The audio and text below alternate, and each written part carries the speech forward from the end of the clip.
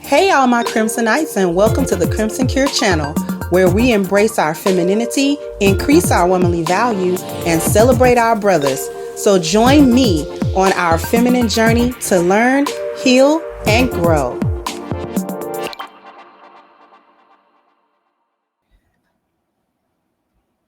I find that our delineation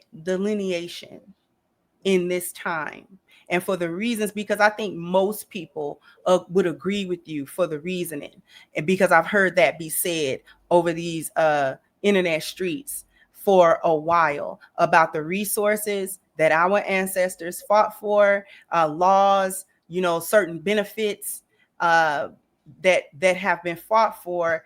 And the issue for some of us is that the way we see it is our brethren come here, immigrate here, whether they're first generation, second generation, what have you.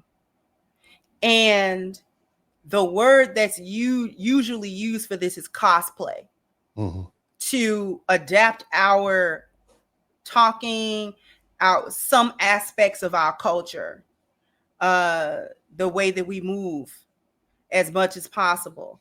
And then to get certain opportunities or certain benefits that are reserved for FBA or Black Americans. Get those opportunities, benefits, whatever you want to call it. And then after it's gotten, they're proud to say where they're from. Nigeria or Ghana or the Caribbean or what have you. They proudly delineate, which I have to say, I don't have a problem with nobody delineating.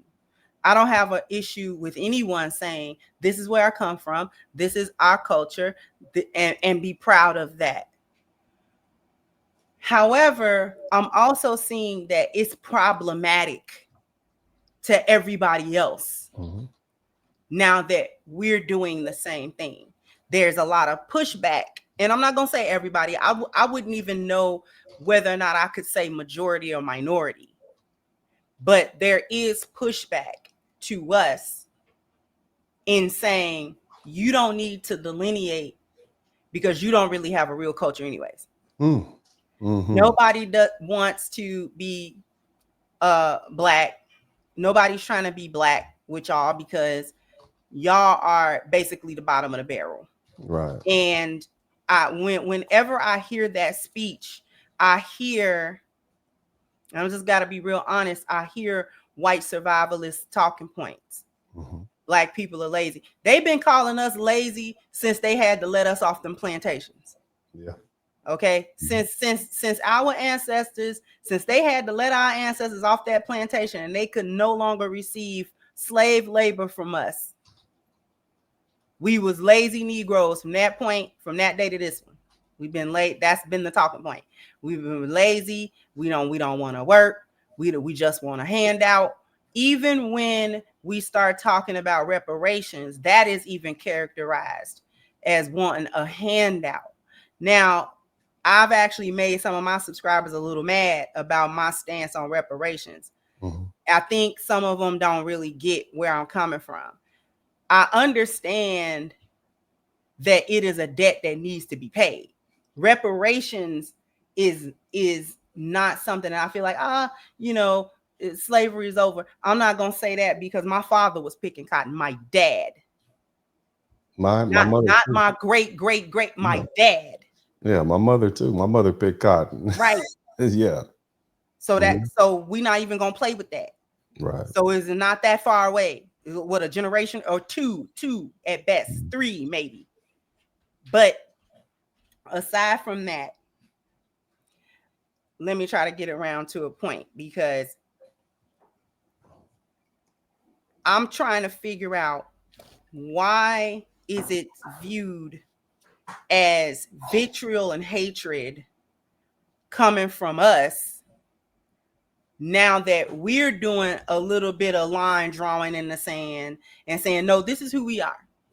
And we good with who we are. You can be who you are, but this is who we are.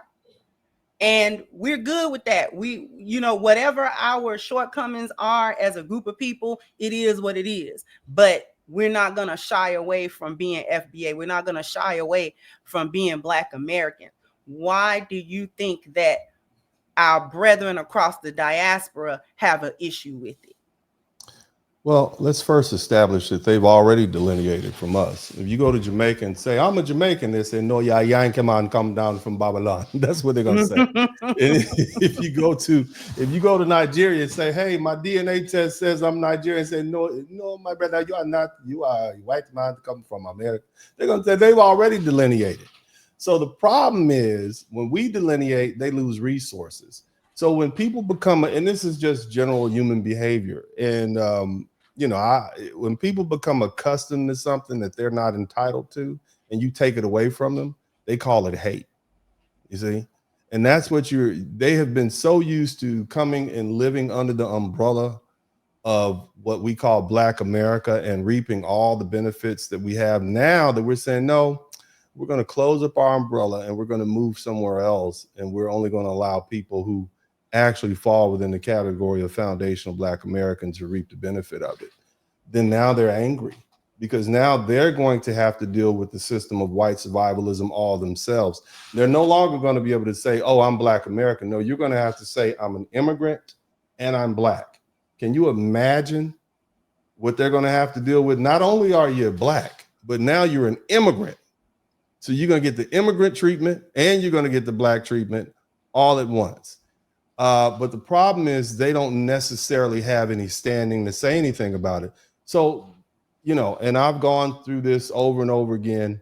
Black Americans or foundational Black Americans are uniquely presented as the moral compass in this country.